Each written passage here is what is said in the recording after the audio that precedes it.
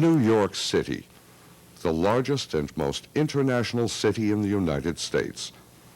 A multicultural place that has always been a melting pot for people from all over the world. The Statue of Liberty sits in the harbor, beckoning the poor, the hungry, and the oppressed. Host city to the United Nations, the most serious attempt in the history of mankind to maintain peace, where Kennedy and Castro, Arafat and Begin all can have their say from the same podium. A city where commerce and trade have flourished for over 300 years. The advertising capital of the world, a leader in art, style, and internationally renowned for its architecture. An open city that is a mecca to those who love music, dance, and the theater. A bastion of free thought, ideas, and opinion. But an open city is also a vulnerable city, vulnerable to the criminals who reside both here and elsewhere. Such is the price her citizens pay to live and work in this pinnacle city of the Western Hemisphere. The World Trade Towers are one of the many places that New Yorkers work and tourists flock to. Built in the late 60s and early 70s, these two huge office towers employ upwards of 50,000 people, and as many as 80,000 visitors arrive each day to view the harbor from the tower's two lofty heights. Beneath these towers, both subway and commuter trains run into large stations. Between them lies the 22-story Vista Hotel. On February 26th, the worlds of commerce and trade collided with that of confusion and terrorism when, at 12:18 p.m., I was on house watch when the explosion came across, and it was very loud, and the whole house shook. And I proceeded to call the dispatch and tell them that we thought we had a manhole blown on Western Liberty. And then everyone came to the front. We all left quarters and proceeded down to Western Liberty. And we didn't know what we had. Saw people looking down the street. And as we turned the corner, we saw smoke pushing out of the parking garage. After we pulled up in front of the building, we didn't realize exactly what we had. We had numerous reports of people trapped, people injured. So what I did was I split my company in two. I sent one team into the garage level through the exit ramp. The other team I took with me into the building itself, down to the B2 level. We conducted a primary search down there. The rubble was absolutely amazing. In 15 years as a firefighter, I've never seen such destruction in my life. Has been transmitted for box 69, Western Liberty Street. As we proceeded over to the scene, we were responding southbound on West Street when we were hailed down near Vestry Street by the Port Authority Police Department. They informed us that an explosion had just occurred on the B2 level, and there were numerous victims still down in the garage. I directed all members of the unit, including the chauffeur, to come down the ramp into the garage area. As we entered, we encountered a heavy smoke condition with debris still falling. The floor seemed to have exploded down and collapsed into the level below that. And when we got down there, we got down about, I would say, 300-400 feet in. We were met by a man coming out, severely injured. I don't know how he lived. Where was he coming from? I don't know. Anybody else down there? I don't know, but we pulled another guy out later on. 7 Engine pulled a man out later on, and they're still searching. And that was pretty smoky and It was really nasty. A lot of cars on fire. A lot of steam pipes exploded and broke. A lot of walls collapsed down. It was a mess. Our captain, which was good, he gave us quick, concise orders very clearly.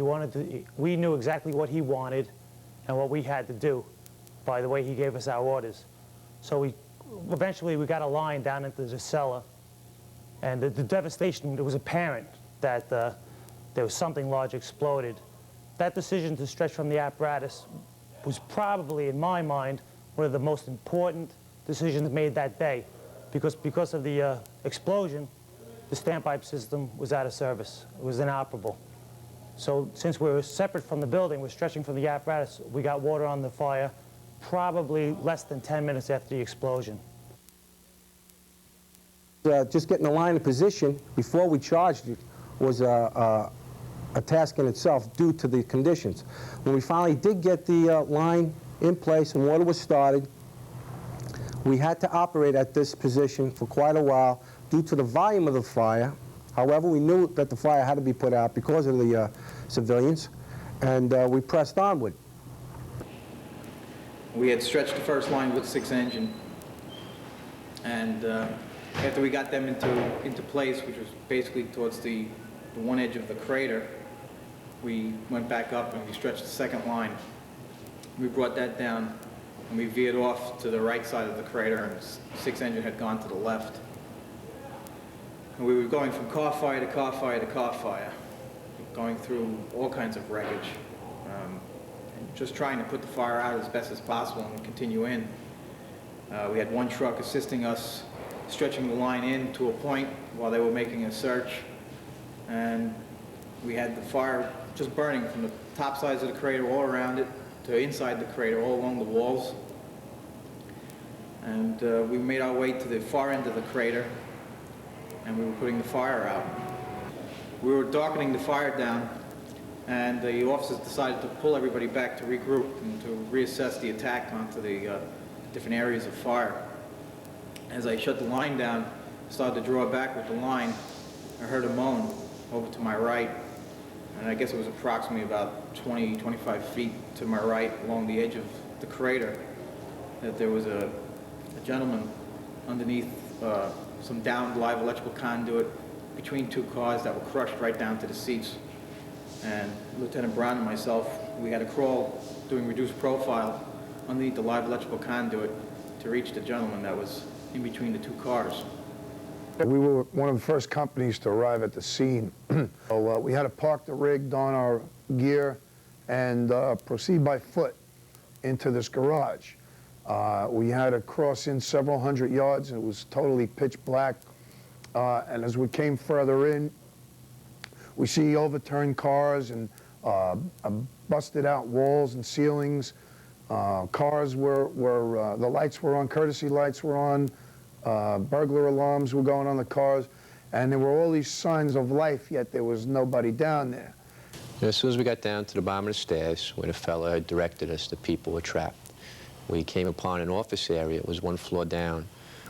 I believe it was the B1 level. So we were searching the B1 level, and small office area, and then like a locker area. Went through the locker area and some bathrooms. Lockers were all blown over on their sides, like rows of dominoes. Searching through some lockers, the company had split up, and then Lieutenant McAllister called to us that he had heard a victim through this one area. I heard this man calling out, and it was just very strange. It was like this haunting dream. It was like being in hell, and you saw fire on all the different levels. I felt some crumbled concrete under my feet, and it felt like the floor was going up a little bit. And it was the first glimpses of orange I got through the smoke. I stopped, turned to Gary to talk to him, meant to tell him that I thought some of the concrete was spalling off the ceiling above us. I could see some orange. I was going to tell him I think we need a line. And just as I stopped, I started to fall through what I was standing on. I reached for Gary, and we had each other by the hand for a minute, pulled out, stopped for a second, grabbed some reinforcing rod as it came by where my chest was. Gary laid on the ground, tried to grab me. I slid another foot or 2 on the wire again, a reinforcing rebar again. Gary reached again, couldn't reach me, and then I fell through. All of a sudden I saw the orange go right by me. I fell past the fire, and I just kept falling. I heard the man's cries for help, and I was trying to look for him with my flashlight, but I couldn't see him. And when you saw this rubble, it was just so, this whole scene was so intense, and you're afraid to walk out on the rubble because it was like one piece was holding up the next.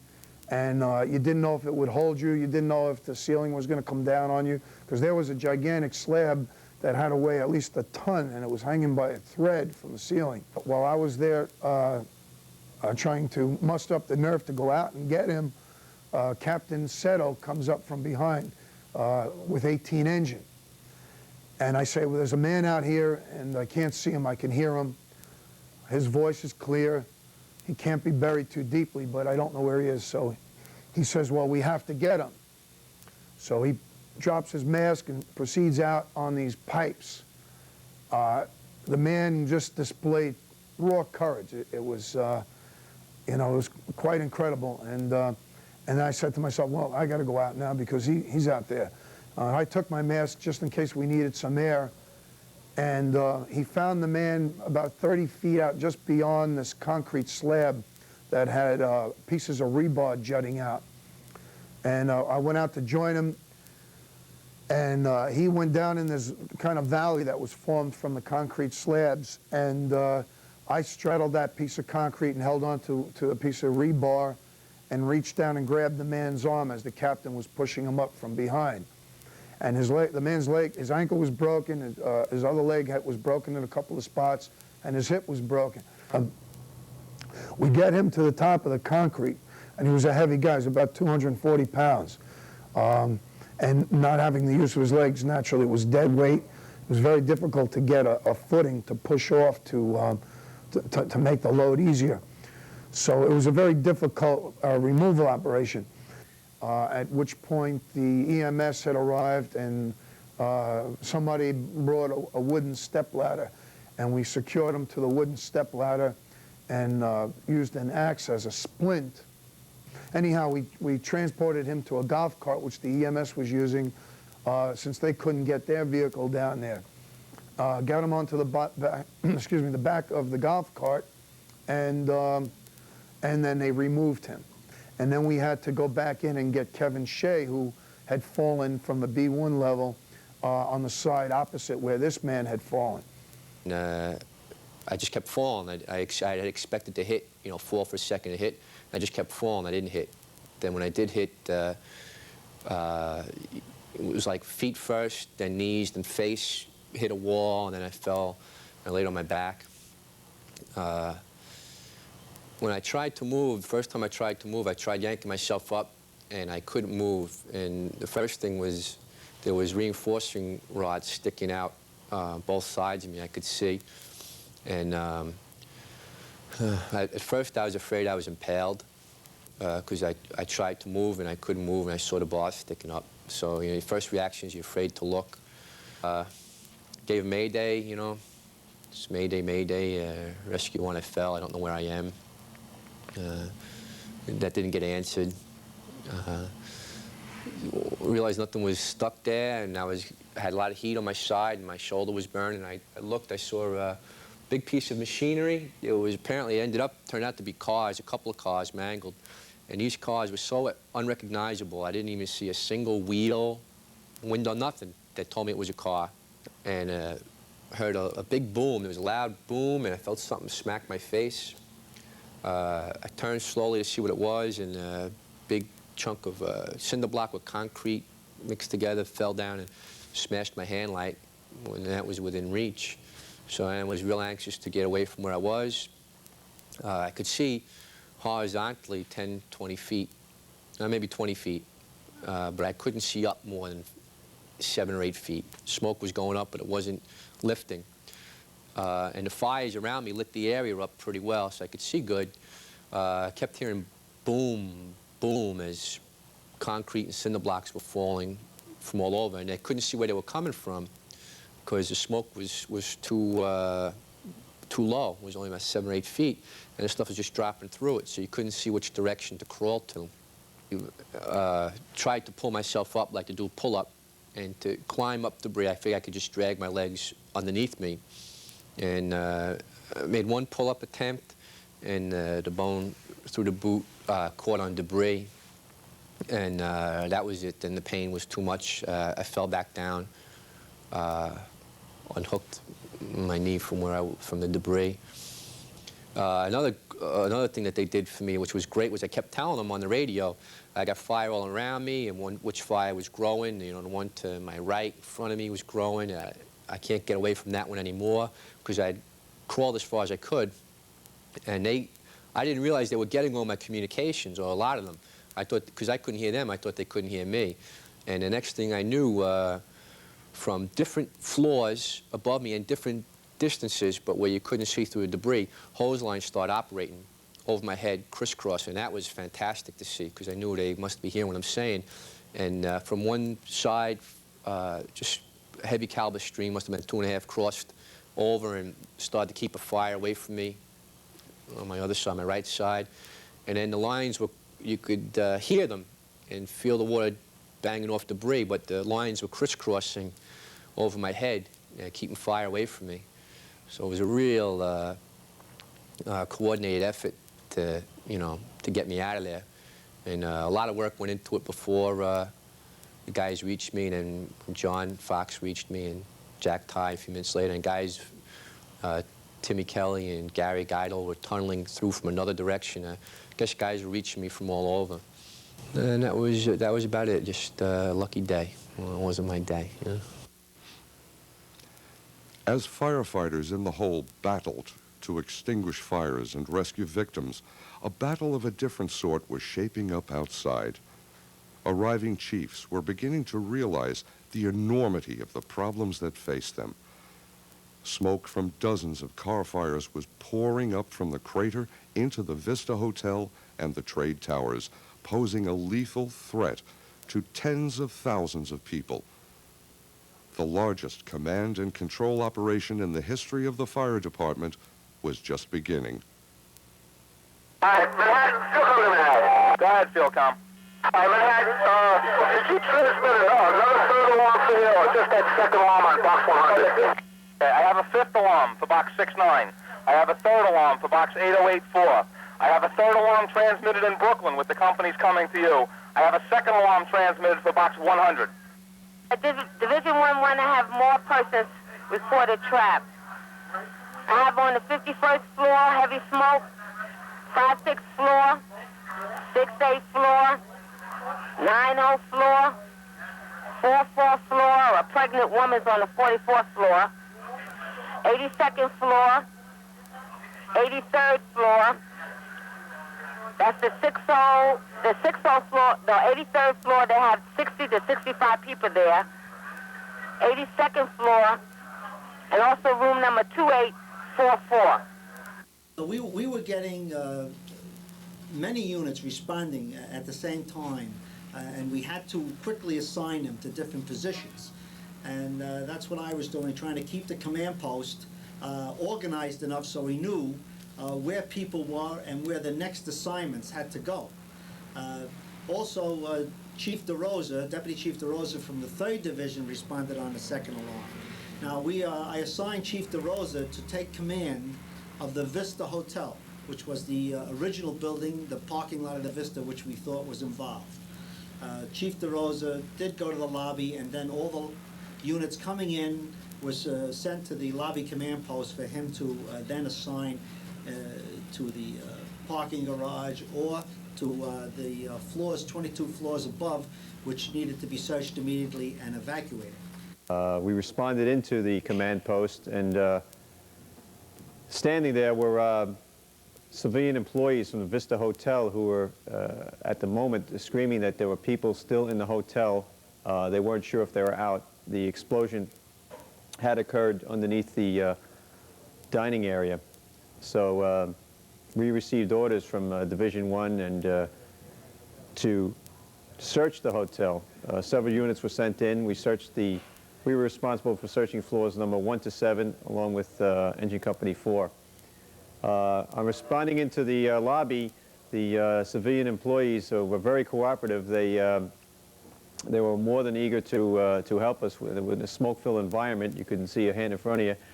And they had at the ready, which was very important, a master key for the hotel rooms. That was immediately presented to us, along with floor layout plans for the upper floors. With this information and the master key, we responded up through the stairs to the upper floors, searching floors number 2 through 7, and finding that heavy smoke-filled environment, charged, thick black smoke, searching each and every room. On the fifth floor, we came into the hallway and we heard what we thought was, we couldn't believe it, was a woman's voice at the end of the hallway calling feebly for help. We weren't sure we heard it first, but as we called to her, she called back, and we made our way down the hallway and got her out, got her to a smoke-clear environment through the stairway, and she was taken to the street.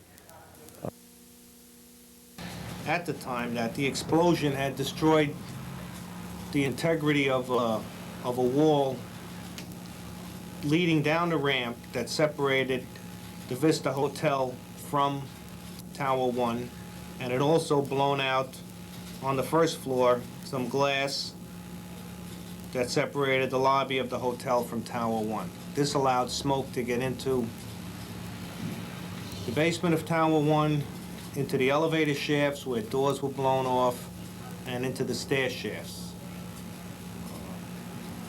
Chief Donald Burns responded in pretty shortly after I did, and as I was receiving the reports of the smoke, he said he would go into Tower 1. It was only then, when I received a report back from Chief Burns, that there was smoke down to about 5-foot level in Tower 1, which has ceilings that are probably 40 feet high, that we realized the enormous smoke condition that was involved in there. Immediately transmitted a separate second alarm for Tower 1. Chief Burns set up a command post in a lobby there and just kept requesting units. We responded in and we reported to the command post. We were told that we would be searching and evacuating elevators, starting with the elevators that served the lowest floors. So we had to walk up to floor 44 and 47, respectively. 47 would be the elevator machinery room, 44 was where the elevators ended up. It took us about 25 to 30 minutes to get up to that place after reporting into the command post. And we started searching and the elevators. So what happened was we opened up about 4 different elevators, and when things started, the first 3 or 4 elevators the people came out of, and they were very happy to see us. Thank you very much, glad to see you. You know, we've been in there for a while. But what had happened, when the elevator started moving, the people thought they were getting out, so they knew something was happening, and someone was looking for them. On the last elevator we did was, we opened up the elevator when it was brought to our floor with our forcible entry tools, and on the floor of the elevator were 10 people who were down on the elevator. They were unconscious or semi-conscious, and we heard no noise. We thought initially we had just discovered 10 bodies stuck in an elevator. And we got those people, we called for an urgent. We got a lot of help. It was amazing the amount of help that showed up. There was a staging area 1 floor below us, and we got firefighters and EMS. People just came up and started helping us. We put our own air masks on these people, and we got these people out of the elevator and got them to start breathing, got them all fresh air.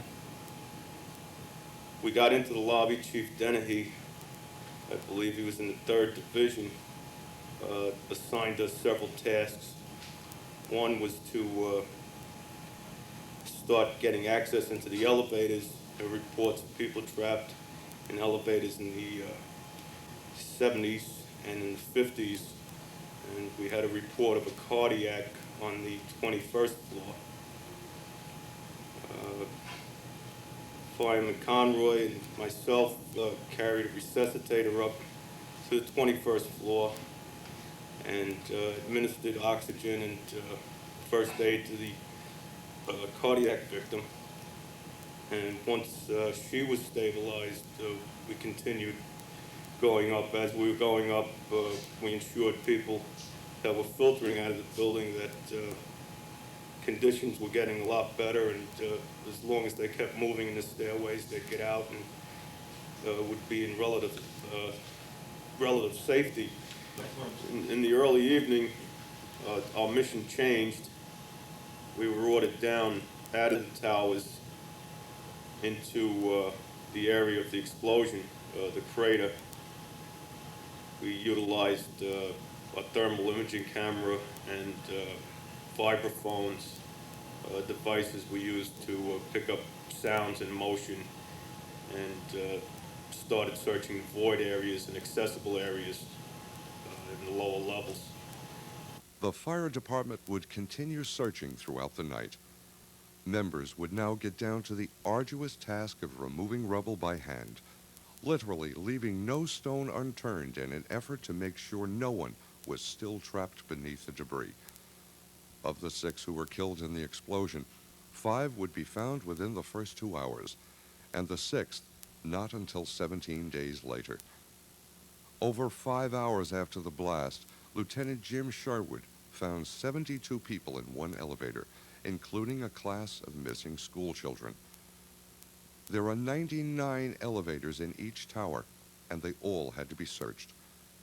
By the end of the day, 37 chiefs would employ 84 engine companies, 60 ladder companies, and 31 special units. The fire department would remain on the scene for the next 28 days. The cooperation that existed that first day among New York's emergency responders was extended to the many federal and state agencies that now became involved.